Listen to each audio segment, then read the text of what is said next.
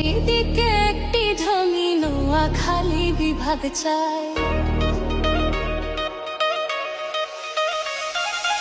এই অঞ্চলে বিভাগ হতে এত কিসের বাধা ভাই?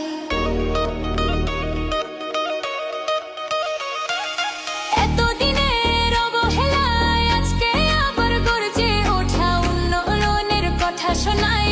তৈরি হবে দালান ও কোঠায়, নোয়াখালীর জনতা চায় অধিকার আর সুবিচার।